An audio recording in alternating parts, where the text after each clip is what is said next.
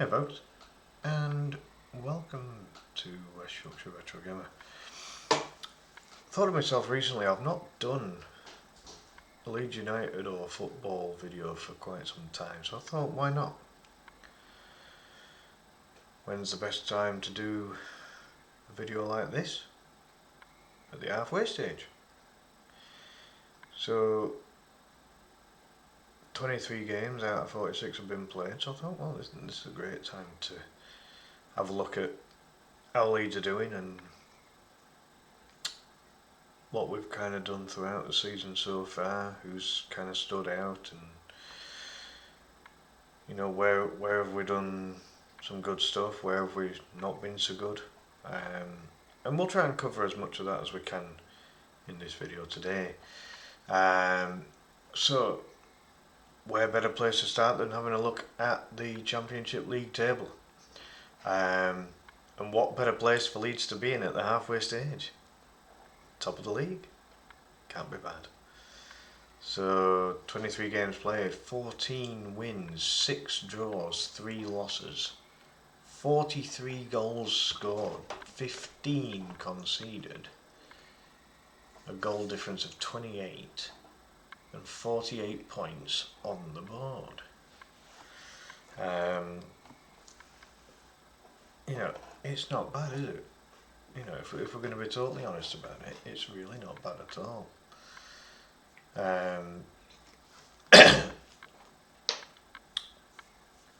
You know, some of the things that stand out initially, and that's my cat walking all over the computer table. She's always going to do this kind of thing when I'm doing these things, isn't she? You going to settle down, Curbs? Just fed you. Should be fine, shouldn't you? Crazy kitty. So yeah, you know, a decent number of wins, handful of draws, not too many losses. Really good in the goal scoring department. You know, 43 and 23 is pretty good. And again, to only concede 15, again, pretty good. And, you know, goal difference plus 28. There's no one even close. So, you know, we've definitely got that on our side right now. When you look at some of the nearest rivals, Sheffield United, obviously they had a 2-point deduction at the start of the season, so without that they would be top, but who cares? They mucked up, they got what they deserved. So, you know, if you compare our stats, so they've had 1 more win and 1 less draw, same number of losses. We've scored a lot more than them, and we've only conceded 2 more than them. You know, that's quite telling. That's quite a difference. And then if you look at Burnley, they're 1 point behind the top 2 in 3rd. So they've only won 13. They've drawn more than the top 2, but they've lost 1 less than the top 2. But they've only scored 30 goals. That's 2 less than Sheffield United. But a rock solid defence, got to give them that, unfortunately. Only 9 conceded. A very measly very measly concession, to say the least, and that actually results in them having a slightly better goal difference than Sheffield United, with a plus 21, plus 19 for the Blades. And then just a smidge back from that, you've got Sunderland in 4th. And while they're not currently out of the running, I would say that they are slowly starting to, you know, drop off ever so slightly compared to the top 3. In terms of the individual stats, they've won less than the top 3. They've drawn as many as Burnley and drawn more than the top 2. They've lost the same as the top 2. scored more than Sheffield United and Burnley, but again, haven't scored more than us. Conceded 20, so you see their defence isn't as good as any of the top three, and that's possibly the reason why they're not on par with the top three right now. So, that has to be taken into consideration. But, a good season from Sunderland. Nobody expected them to do anything more than about mid-table at the start of the season, so, fair play to them. The rest of the league right now, I'm not concerned with those. they're not, they're not in the running right now, in my opinion. It's for the top two. It's between the top four currently. But I would edge out Sunderland ever so slightly. They're not out of it. They're only 3 points behind Burnley and 4 points behind the top two. 2 good games for them, 2 bad games for the teams above, and everything all changes. But that is, all gaps start from somewhere, and that is a starting gap for me. So yeah, that is that, and then obviously, as the table as it pans out there, it's looking pretty bad for Plymouth, Cardiff and Hull. Still plenty of games to play, but it's not looking rosy for any of them, is it really? So let's have a look at some stats.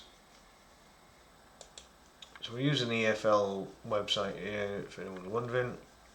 You can see at the top anyway. So we've had a look at the table. Table looks exactly how Leeds fans would want it to look at this stage of the season, as a bare minimum, certainly. The important stat is that Leeds are top. That's all that matters. So let's have a delve into the club stats to start with. So stats for goals, we have scored the most. You can't grumble with that. Look at the rest of the top three. Sunderland currently in 4th for goals scored, 6th for Sheffield United, 9th for Burnley. That could really matter as the season goes on. If that don't change for the other three, that could really hurt them. So let's start at the top of this list now. It automatically defaults on goals. But let's have a look at aerial duels one. I don't see this as being as big a stat or as much of an important stat. Leeds only on 310 there. So yeah, I mean it's not a big deal that you look at the order of the team, so I'm not worried. Not worried on that stat. Let's have a look at assists. So obviously Leeds have scored the most, they've also assisted the most, with 30 assists. So again, bodes really, really well for Leeds, does that? And again, look at the other 3 teams that are currently occupying the top 4. 1, 2, 3, 4, 5. You've got Sunderland in 5th. Sheffield United in 10th. And Burnley in 12th. Wow. That's a massive difference. I mean, that really, that must be to do with open play goals. Leeds really are powering ahead of the rest in that department. Blocks. So where are Leeds on this one? Again, Leeds actually have the least number of blocks. But again, teams aren't getting close to our defence that often, so that probably explains why. Plymouth are bottom of the league. They've got the most blocks because they're defending for the Limes every match. So again, I'm not too concerned with that stat. Clearances. I mean, again, Leeds are always on the front foot, aren't they, for most of the games? So yeah, again, Says a lot, doesn't it? Goals we've looked at. Goals conceded. So this is where you want to be. You want to be at the bottom of this list. So Leeds have the third best defence in terms of goals conceded. As I've mentioned, Burnley very, very tight at the back there in terms of only conceding 9 goals, and Sheffield United not too shabby with 13. But again, we're only 2 goals worse off than that. Sunderland, again, not terrible. They're there on 20 goals conceded. So again, Leeds with a pretty good defence. Goals inside the box. Look at that. Top of the table for that as well. Goals inside the box. There's a lot of poaching going on there. Players being in the right place at the right time. It's a good start. Let's have a look at the other 3 teams in the top 4 at the moment. Where are they? 1, 2, 3, 4. You've got Sunderland in 4th. 5, 6, 7, 8. Sheffield United in 9th, 10th, 11th, 12th, 13th, 14th, 15th for Burnley. Oh my god. Wow. I'm glad we're not that low for that, Jesus. Goals outside the box, so this is your worldies. Look at that. Burnley actually topped the number of goals for outside the box with 8. God, isn't it funny that they're so poor in a lot of the other goal scoring charts, but goals outside the box, so you've got to be wary of their players taking shots from outside the box. They've got 8 so far. Leeds are down there with just 3. The other 2 teams that are in the equation for promotion, Sheffield United have got 6, so they've got quite a few. And Sunderland, yeah, just below them. So yeah, maybe that's something that Leeds, maybe need to get a bit better at. Maybe score a few more goals from outside the box. But as long as they keep scoring, it doesn't matter where they're scoring from, does it? Let's face it. Headed goals, this will be interesting. Leeds with just 3. That doesn't surprise me. We've got some big physical players like Strout, Roden, Bamford when he plays, but generally speaking, Gilavogi, I mean, if he don't get a headed goal this season, I don't know how, unless it's because of lack of game time, because he's a unit, he's Josh Gilavogi, isn't he? Seems to tower over everybody. But yeah, so we're down there with 3. Burnley have got 4. Sunderland have got 5.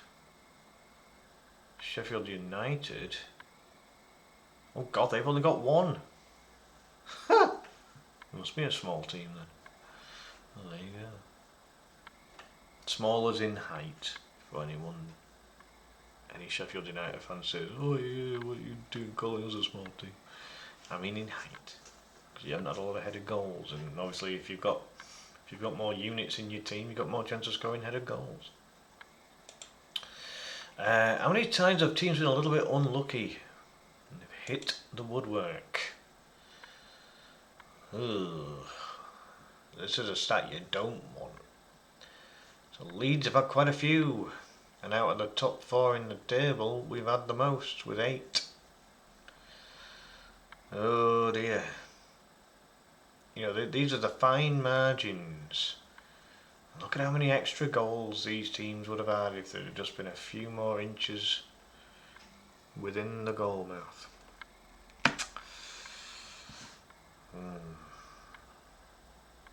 Makes you wonder. And you always just got to hope that it don't come to bite you in the backside at the end of the season. Just a little bit more accuracy and being more clinical, and with that in mind, then these figures are going to be a lot lower because you're going to be more goals scored. But you've got Leeds with 8, Burnley with 7,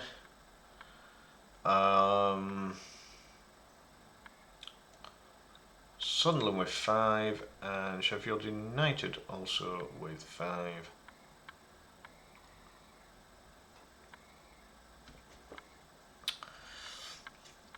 Let's have a look at some of the stats here. We've got interceptions. This will be interesting.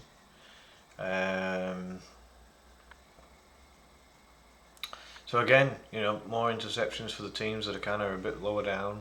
You have to go down to Sunderland with 198, but it's a lot less than the team at the top end, Derby with 263. Again, this all comes out of style of play, doesn't it, really? But again, obviously with Leeds having so much possession in games, they're not going to have as many interceptions because they haven't lost the possession as much. Sheffield United 186. Leeds are second least. So again, that doesn't surprise me much, really.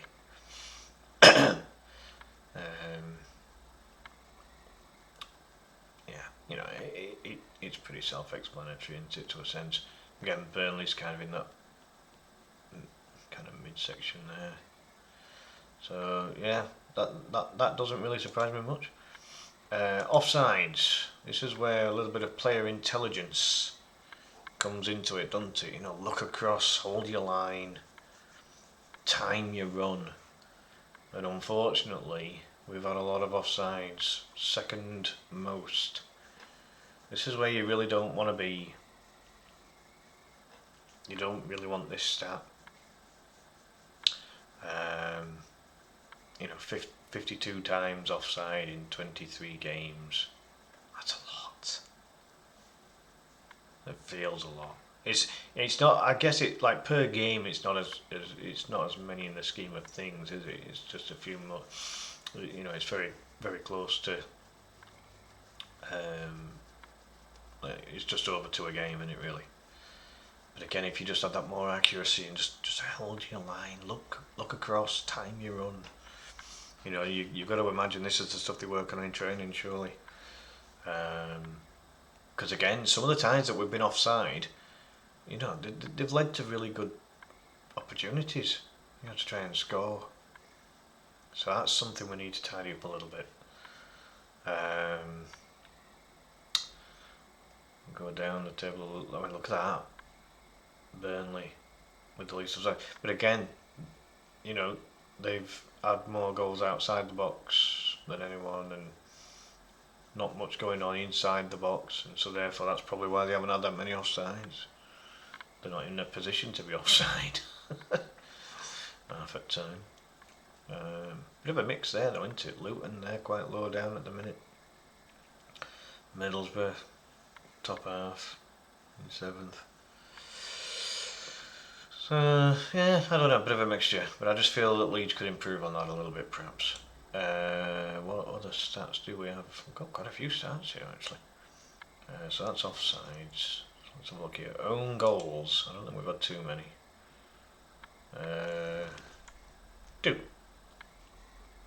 2 own goals. See, there's some teams in the league that haven't even had any. Look at that. Portsmouth and Stoke. Ugh. Bad news for them. Sunderland's on the list though. They've had a couple. Not seeing Sheffield United or Burnley. Fair enough. Next. So that was own goals. Passes. Yeah. Leeds' style of play. There's always a lot of passes involved. Yes, you could argue that some of those passes are between the back 5. But, at the end of the day, we don't want to be known as a long ball team. We want to be known as a passing team, don't we? And we do a lot of passes. More than anyone else. Burnley, surprisingly, are up there with the passing. When you consider that they score a lot less. Sheffield United, quite low down. Well, kind of mid-table-ish. Sunderland haven't even broken 10,000. So, surprising to see Plymouth so high up, considering how bad they are this season. Yeah, there we go. As I say, take the passes with a pinch of salt to an extent, because, I remember one season, I think it was Reading. I think it was when Stam managed them. millions of passes going nowhere. It was all around their back five. Really, really rubbish. So you can take that passing stat with a pinch of salt to an extent. Penalties conceded. Ugh. Leeds are up there with 3. Again, just be more careful in that box. I know a lot of players try to con the referee and go down really soft. You know, if they feel a breeze on the back of their neck, they go down sometimes. But, you know, conceding penalties is costly. You know, how many penalties are either missed or saved? Not that many, really. You know, that could be a little costly, so we've got to be a bit careful there. A couple for Sheffield United, a couple for Sunderland, Burnley. Haven't conceded one yet.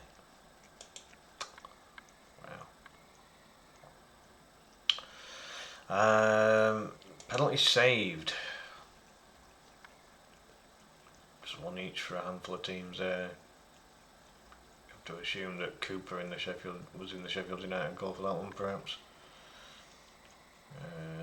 Nothing for the other teams in the top 4 there. Penalty goals. So penalties scored.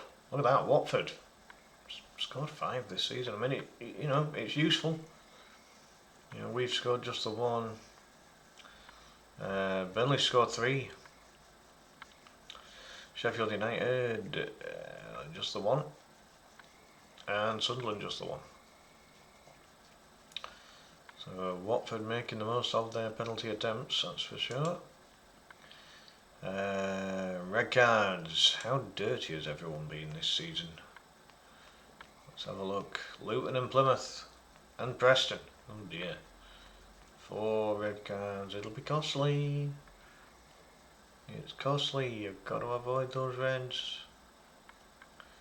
Burnley's had 1. Sheffield United's had 2. Sunderland's had 3. Leeds have had 0. Just what I like to see. Right, shots. Wow, Leeds up there. So we are shooting. Sometimes I feel like we don't. I'd just love for us to get more shots off. I really would. For whatever reason. It just feels like we don't get that many shots off sometimes. But according to that, we're top of that league as well. 265. And so therefore, because we're getting more shots off, we're scoring more goals than everybody else. Hence why Middlesbrough are also up there, who do score a lot of goals, but their defence is shocking. And they concede nearly as many as they score. Hence why they're not in the top 6 right now. So, looking good in the shots department. How many more stats have we got here? Right, well this is a bit more crucial. How accurate are these shots? 265 on target, 129.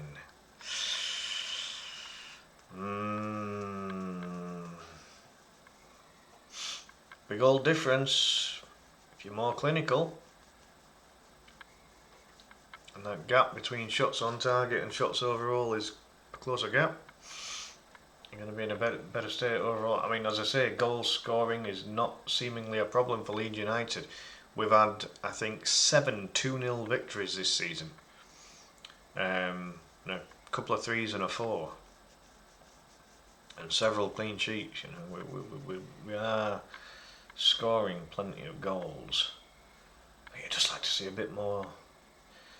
I use the word clinicism, which I know is not a word, but it sounds good. And it's clear as to what it means. You know, be more clinical. So 129 on target out of 23 games so far. Now, I'm absolutely dreadful at maths, so I'm not even going to attempt to figure it out. But it's at least 5 shots a game, is very nearly at least 6, I would imagine. That's on target as well, actually. That's not bad. So yeah. There we go. Good start. Tackle success. You see here. Again, Leeds are quite low because they don't have to make that many tackles. We've got 58.4. And because they keep the ball so much, they don't have to make that many tackles.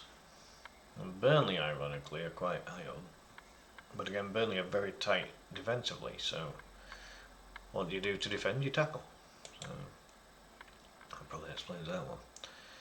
Total fouls conceded. Who's the dirty buggers in the league this season, eh? So Leeds are mid-table with 259. Sheffield United, similar kind of figure, 260. Burnley, 302. How dirty do you want to be, eh? Not good.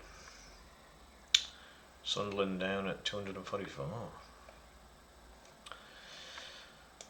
What else have we got on here? Oh, we've just got one more. Yellow cards. I feel like Leeds have had a lot of yellows, actually.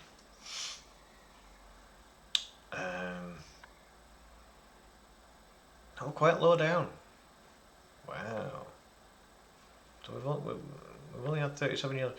I mean, again, because we're in possession, we don't foul as much. Because we do play a possession-based football. And if we're in possession, you can't really get a yellow card because you're not going to be doing the fouling. So, yeah, quite low down, just 37 yellows in 23 games.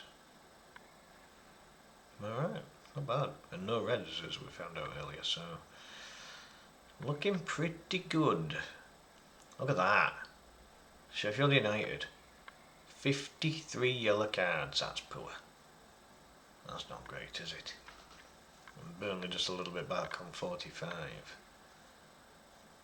Sunderland slap bang between them on 49, so yeah, there we go. If you don't give the referee ammunition, he won't book you. Give him ammunition, you're giving him all the tools in the world to flash those cards. Says a lot. So, let's go on to some individual player stats now. So if I put this back up to Aerial Duels 1 and click on player, so this is going to give players from each team. So Aerial Duels 1, let's see if we can find the top Leeds United player on each of these stats. So, Pascal, no surprise to me whatsoever. Every time the opposition goal kick happens, commentator says, and there's Pascal Strout with the header. That's happened so often this season. 74. Very commanding in the air is Pascal Strout. And he can score from headers as well, from corners. So that's no surprise to me there. But yeah, he's a key, Pascal Strout is a key cog in the Leeds United machinery for me. It's great to have him back. Great to have him back this season. Really, really good. Right, assists. Who's gotten the most for Leeds so far? Will Nonto with 5. You see, that's a little surprising when you consider that Nonto doesn't always start games. So that it's quite an impressive stat, really.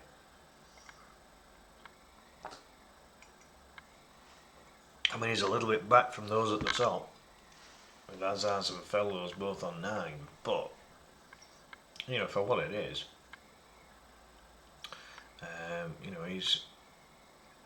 he's kind of joint 5th with 5, isn't he? So, yep, keep getting involved there, Will. Those Leeds fans enjoy seeing those Nonto assists. Blocks. Who's the top Leeds dog on this one, eh? So you see again with blocking, it's the more defensive teams that are going to make the more blocks, isn't it? Leeds don't even have a player on the first page.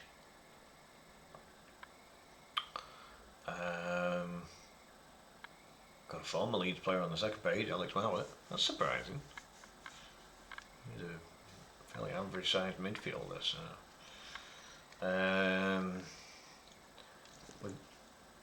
Thanks, Kirby.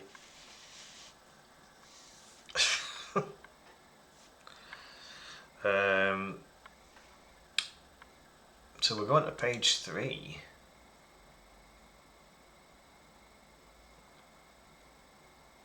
Joe Rodon, 13 blocks. That doesn't surprise me.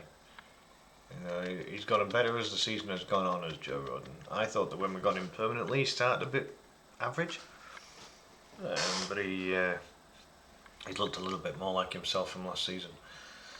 Last season he was superb, but he's getting there again now. But then again, he's, as I say, you know, he's got Strout next to him, and Strout's been excellent this season. Been one of, in my opinion, Strout's been one of Leeds' best players this season. I don't think I'm out of line saying that. I think Strout, especially when you consider how long he was out injured last season, done really well. So yeah, there we go. So unless I missed one on a previous page, Joe Rodon is there with 13, but he's well down the pecking order for that. Clean sheets. Obviously goalkeepers are going to be up there. Well, it's included defenders as well, actually. You got Melier and Rodon, and Strauch, and Jaden Bogle. He gets his first mention. Yeah, they're all on that first page. All good. Clearances. Again, you see, with clearances, Leeds are going to be quite lacking in this department, you know, because we're usually we're usually in possession of the ball, so you know, we don't have to clear it that often. I'm going on to page 2. Oh, Rodon again. There you go. So for blocking and clearing, Joe's your man. Goals. Gotta be Joel, hasn't it? I think Joel's our top dog. There he is, 9. Quite a bit off the rest. Or a couple of them at least. Actually, yeah, he's only a couple. Signs, yeah, good season for the Norwich guy, we'll give him that. Mad just started out very well, he's kind of slowed up a little bit. And then, there's a handful of them, all on 9. You got Joel Pirro there with 9 goals. Latilath, Lang, Brownhill, Bayo, all on 9 goals. Not bad from Brendan either. He's on the first page, so he's got 6 this season. He's doing alright. Not bad at all from Brendan Aronson. Very good. So yeah, so we, you know, it's good that we've got Joel on a bit of form right now. Got both goals against Stoke, didn't he? Because again, you know, Farke's done a bit of rotation with his strikers and his wingers throughout the season. So yeah, good showing. Goals conceded. Again, I mean, Leeds are going to be so low down on the list. It's almost a bit of a nothing stat, isn't it, really? When you think about the teams that have got the best defences. You know, I mean, again, I don't know, I've lost count of how many pages we're on already here. I might just skip this stat, to be fair. Because, I mean, having a little look at that. So many pages, and we haven't had a Leeds player. So we'll move on from that. Goals inside the box. Who's been our poacher? It's Mr. Joel Pirro himself. Look at that, all 9 goals. Wow. So all 9 of Joel Pirro's goals have been inside the box. He's our poacher. He's our fox in the box.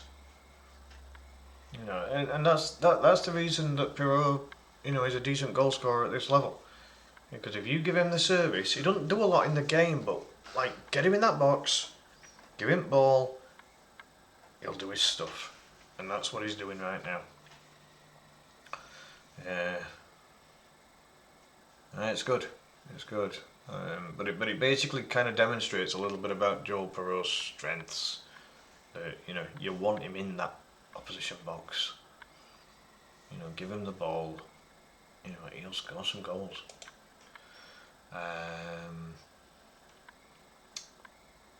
Goals outside the box. I mean, Leeds weren't very good at this anyway, were we, really? Look at that, Largy! And Largy had a big injury for part of the season. He's already on first page with a couple of goals outside the box. That is interesting. Okay. No surprise to see our former player, Mr. Alex Mowat, up there. Got a cracking left foot, hasn't he? Yeah, no surprise to see him with a few. And then, I mean, Signs, he's just scored a bunch from all over the place, hasn't he? So, moving on.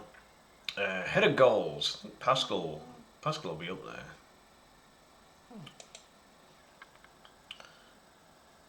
Actually, it's Joel. I mean, one of his goals from yesterday was a header. So, yeah, I mean, that's fair enough. Not many headed goals overall, really, is there? In the scheme of things. Look at that. You've got Ben Gibson, who's a centre-back. With 3. I thought Strout might have been up there, but fair enough. Moving on then. Hit the woodwork. Which Leeds United player has been the most unlucky this season? It's Will Nonto with 2. Yeah. And only a couple of players were more than 2. So, there you go with that one. Interceptions. Again, I don't anticipate Leeds being that high up on this one. Like, as a club we weren't, so individual players won't be either, I wouldn't have thought. Again, oh, there we go, Pascal. Yeah, so we've had to go a couple of pages on before finding one. Pascal with 24 interceptions. That's it, Pascal Strout's so vital. That's my cat snoring, by the way, if anyone's wondering, if you can hear it.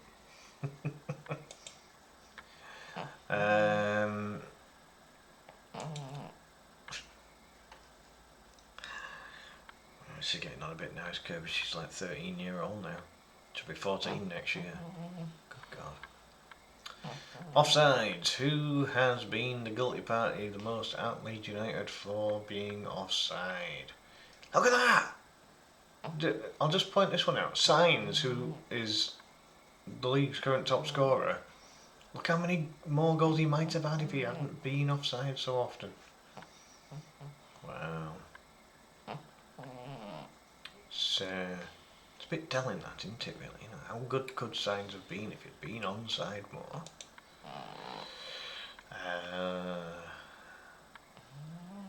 Will Nonto. There you go. Bottom of page 2 with 8.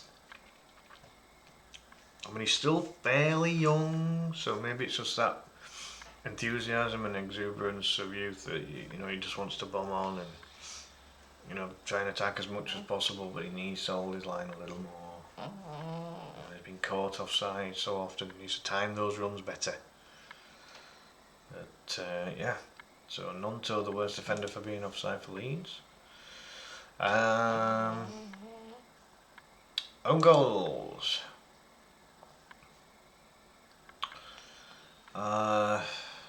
Junior got one.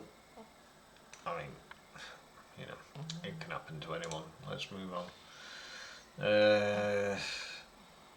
Passes. That doesn't surprise me one tiny little bit. That you've got Pascal Struijk and Joe Rodon as 2 of the top passing players in the entire division. And that's because the 2 of them just pass between them so much. But it's usually just in a patient way to time it for that right pass to get it out to the fullback, or to get it out to the wings, or give it to one of the defensive central midfielders that can then carry the ball a little bit. But then again, both Pascal and Joe in particular, they do carry the ball and will then, pass it out. So, yeah, that for me is not much of a surprise whatsoever, seeing Pascal and Joe so high up in the pass ranks there. there we go. Penalties conceded. Jaden's conceded one. I mean, you know, what are you going to do? It's got to be a little bit tidier in and around that box.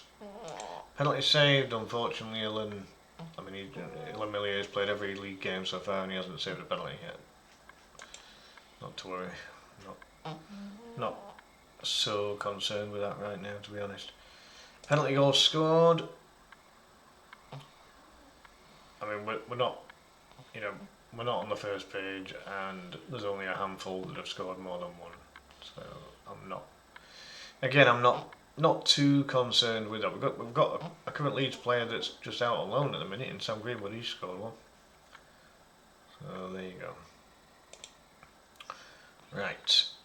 Red cards. I don't believe we actually had any. Oh, Sam and Adam Forshaw, former Leeds United. Wow, what are you doing? But yeah, so yep, no issues there. Excuse me, I've been poorly most of this month. Shots. Who's having a lot of shots? Brendan, 37 shots that he's had so far in the league. So he's trying hard. And to be fair to him, you know, he's, what is it? Did he say that he scored 6 goals?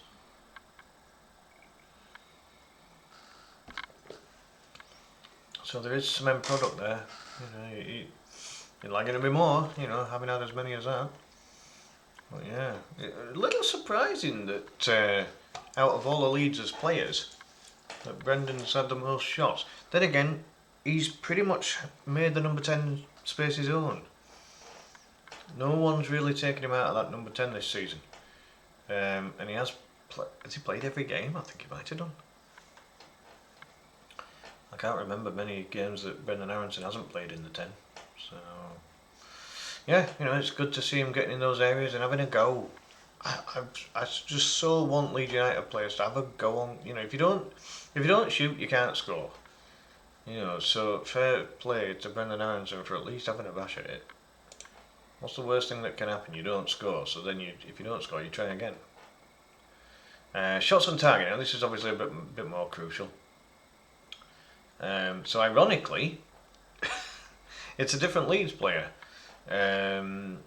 Wilfred Nonto with the most shots on target of any Leeds player with 19. Again, look at that from Signs. God, he's a bit of a beast this season, isn't he?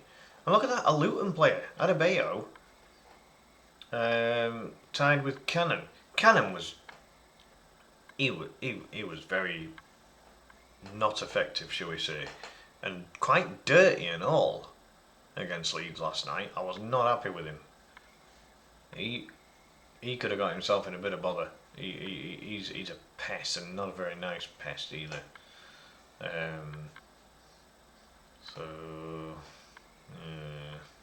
But yeah, considering how bad Luton are this season, you know, the fact that they've got someone who is shooting on target, you'd think they'd be doing better, wouldn't you?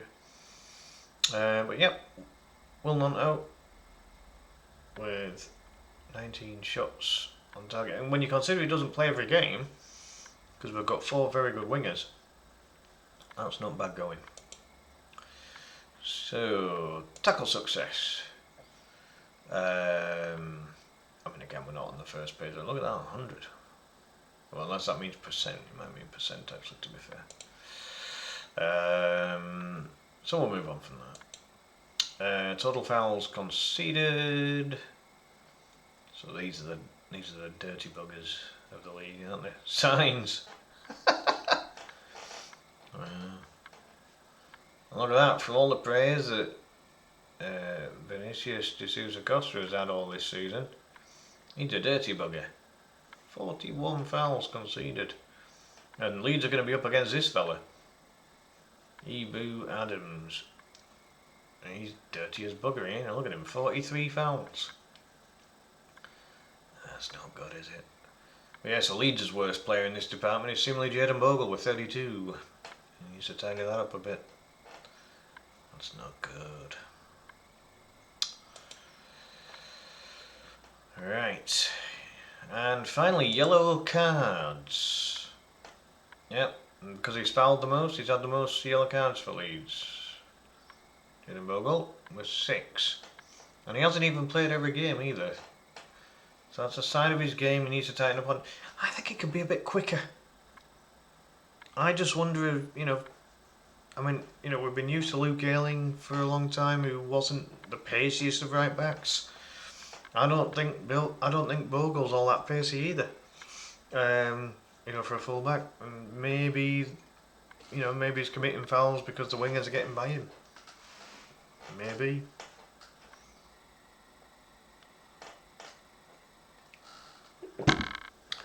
So that is it in terms of stats. Now, what I would like to just quickly touch up on is the home and away records. Just briefly, and I don't know if this website actually has the home and away tables. So, if I just take that off, just for a moment, and I'll try and find one that does. So, based on everything you've just seen, folks, what's your thoughts? Is there any player that's particularly stood out for you? Any player that hasn't really stood out for you despite playing a lot of games? Any players in the Leeds team that you'd like to see more of? Do you want to see a bit more from maybe Schmidt and Gilavogi, for example? 2 players that haven't had a lot of playing time so far. Do you want to see Bamford on a bit more? Or is Pirot doing enough? Do you want to see more of Joseph? Does he deserve to have that number 9 slot? What about Gallart, who doesn't even really get in the squad anymore? Because we've got players coming back from injury and that. Yeah. At the end of the day, even though some of the decisions from Daniel Farke have been a little bit unusual,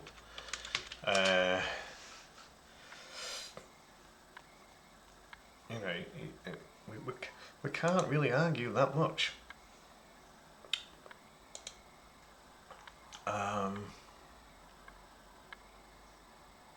Because at the end of the day, we are top of the league. Right, I found a site here that's got both of them. So let's use this.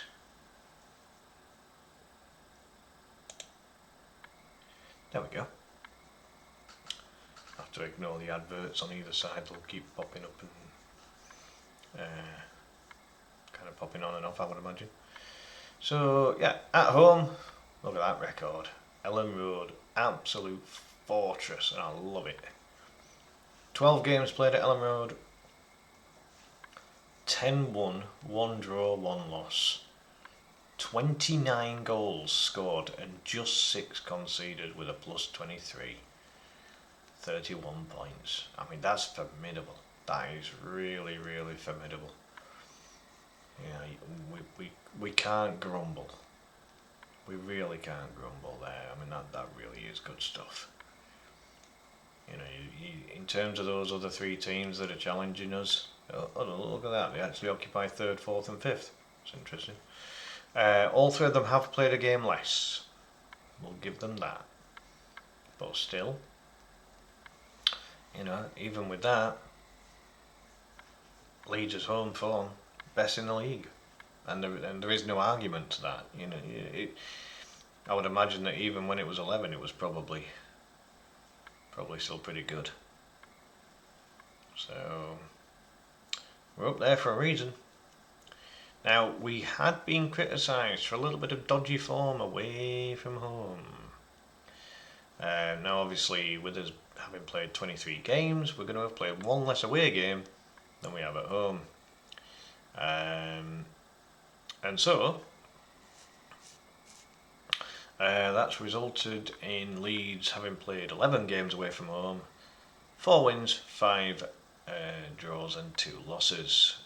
14 goals scored, 9 conceded, so the goals on both sides a little bit more clustered in, but again, not terrible by any stretch. We're certainly still fairly tight defensively away from home with 9 conceded, but we're not scoring as many. And maybe that's the, does that suggest that that's the main reason why we're not as good away as we are at home? Could be.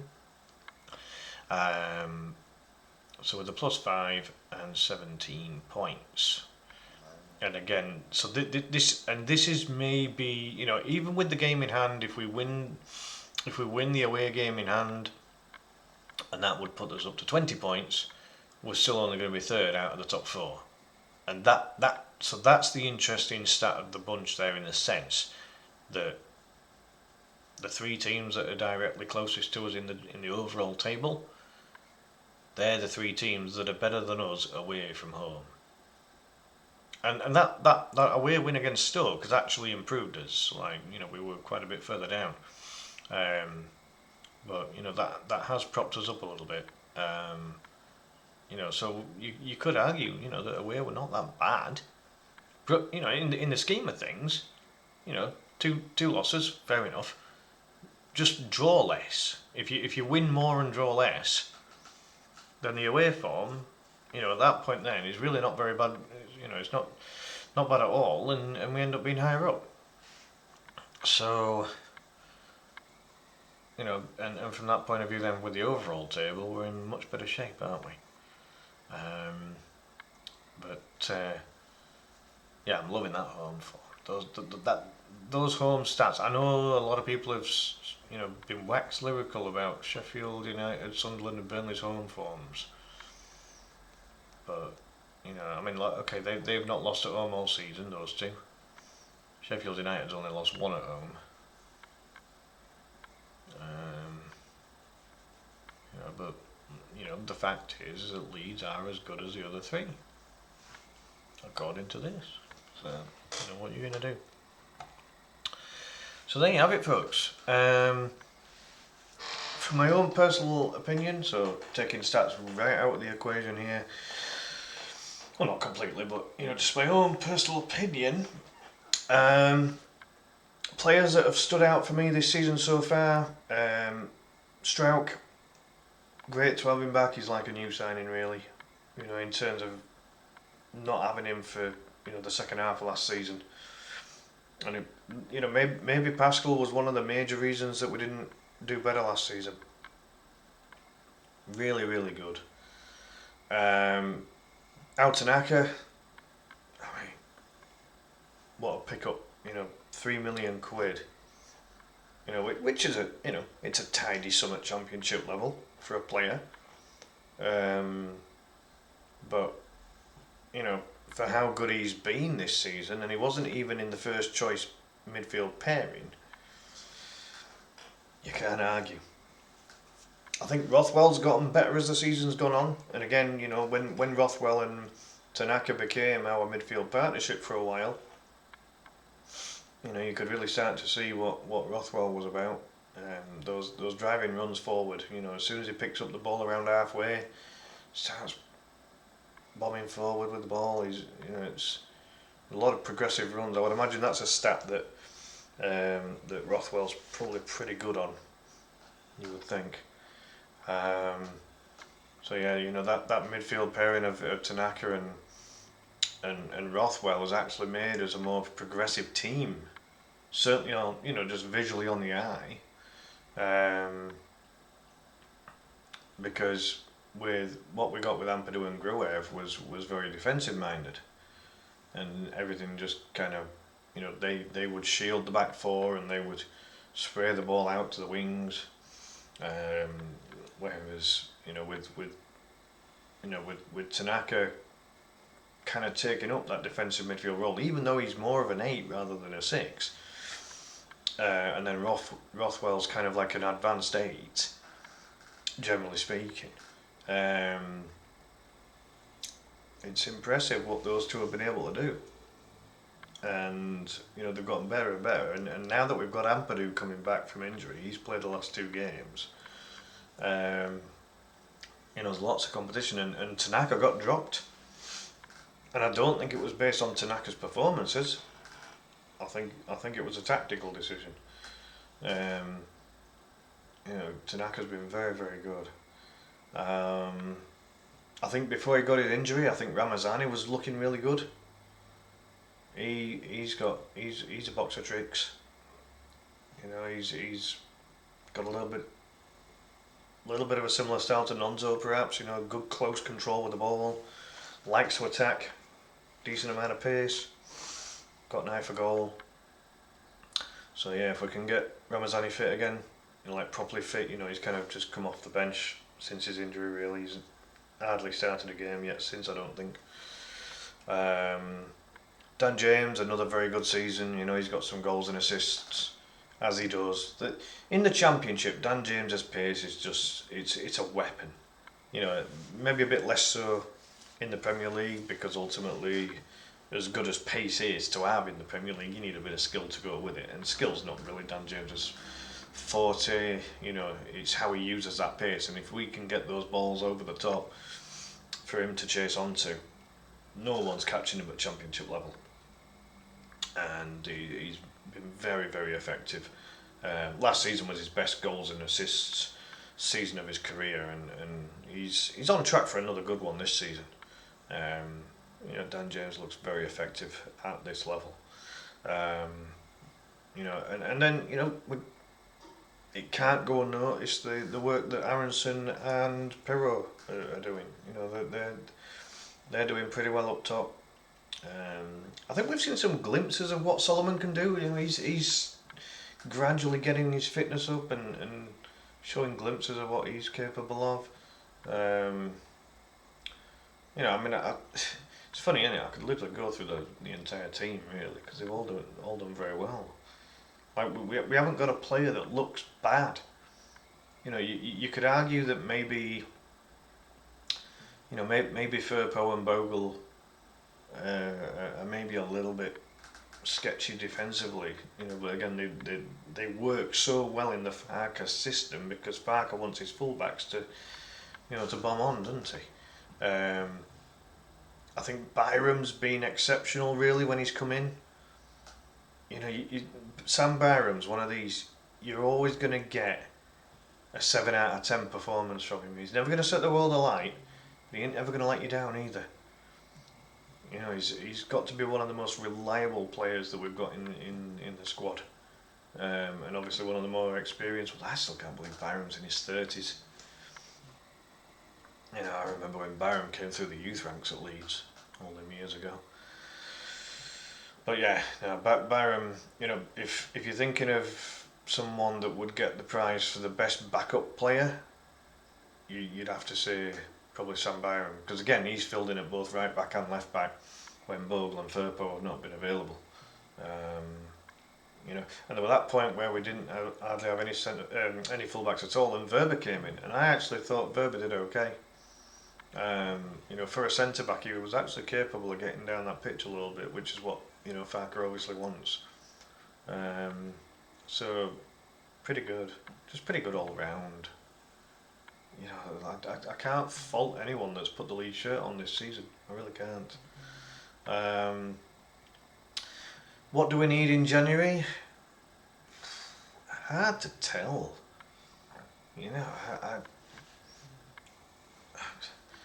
Like, if you could guarantee that everyone that we've currently got would stay fit, I'd say nobody. I think we're well stocked in every position. I really do. But the club, if they can get some decent deals done in January, then we'll see what happens. But again, I wouldn't really count on it that we are going to sign anyone in January. Just as long as we don't lose any of our key players in January, that's probably just as important, I would think. And then aspirations for the rest of the season, just stay where we are. Just stay in and around that top two. There's no reason to drop out. If we keep winning games, and if you can't win them, make sure you draw them. Just avoid losing. If you avoid losing, we'll be up there at the end of the season.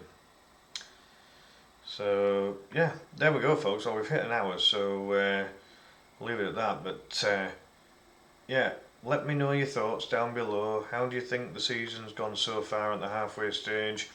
Which players have stood out for you? Um, you know, which players have been our best players this season? Are you happy with Farke? Is there anything that you'd like Farke to do differently?